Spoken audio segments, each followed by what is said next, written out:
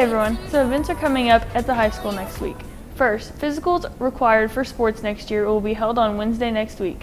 They are being offered for free and you need to pick up the forms if you haven't already from your coach or Coach Stout. Once they are filled out, you need to turn them into the office before Wednesday so that they can call you out of class. These are required by the state if you plan to play sports next year.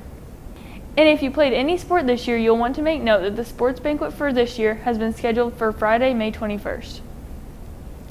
Registration Rocks at Three Rivers College is being held on Tuesday. Seniors, if you plan on attending, permission forms need to be turned in to the counselors by the end of the day today. There will also be a couple concerts here at the high school next week. The spring choir concert is scheduled for Thursday night, and then the band concert will take place on Friday. Both are free to attend and start at 7 each night. This year, the state of Missouri is requiring school districts to share information on the signs of child abuse and human trafficking. With more on that, here's Hannah and Kirsten.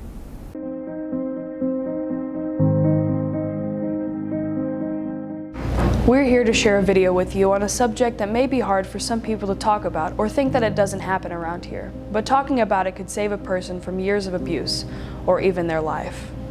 This year, the state of Missouri is requiring school districts to share information on the warning signs of sexual abuse and human trafficking of children. While you may think human trafficking is more of a big city problem, places like Jonesboro, Paragould, and Poplar Bluff have seen many arrests and convictions related to trafficking cases in the past year. And Missouri has the 8th highest rate of human trafficking in the country. Even worse is that with cell phones and social media, it has become even easier for kids from small towns like ours to become prey to abusers. In this short video we're about to share with you, you can learn some of what the symptoms of sexual abuse and trafficking are and what you can do to help a person who may be a victim. Today, if you saw somebody chained to a post, you would do something about it. But in the days of the transatlantic slave trade, it was a normal sight to see. It isn't as clear today of what modern slavery looks like, but by knowing the signs of human trafficking, you can help protect yourself and you can help protect others. Traffickers would often brand their victims with tattoos using words such as daddy or cash. Trafficking victims may show sudden changes of dress and behavior. They may suddenly have possessions that they usually can't afford. They may have unusually long work hours. Victims may have new relationships with boyfriends or girlfriends that are noticeably older, and I'm not talking about a few years. Difficulty with making eye contact, especially with men. Victims may have untreated medical problems, such as cuts, bruises, burns, broken bones. They may miss school frequently, make frequent trips. Victims may be unable to speak independently.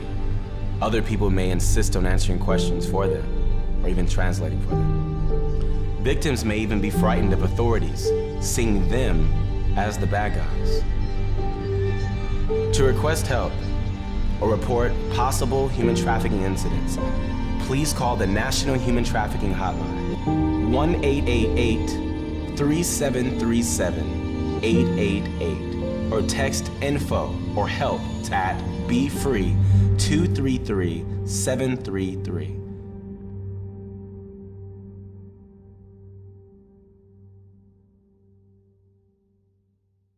Students, if you are experiencing abuse or know someone who is, please reach out to an adult, whether it be your counselor, favorite teacher, parent, or any adult you trust. You can also make an anonymous call to the Missouri Child Abuse and Neglect Hotline at the number on your screen. And that's it for news and announcements this week. Here's Ethan with sports. Thanks, Kennedy. The softball team has been putting up some big numbers this season, and they started the week undefeated with a record of 6-0. The Donettes had one game this week, and that was at Clearwater on Tuesday. Peyton Lowry hits a triple here to score one run for the Donettes, and they went on to win by a score of 6-5 to stay undefeated on the season. The Dons had 3 games this week, starting with a game here at home Monday against Alton. The Dons won that game by a score of 12-11. They played at Clearwater on Tuesday and won that game as well, 11-7. Last night they made their short trip to Naylor, and here's the score of that game.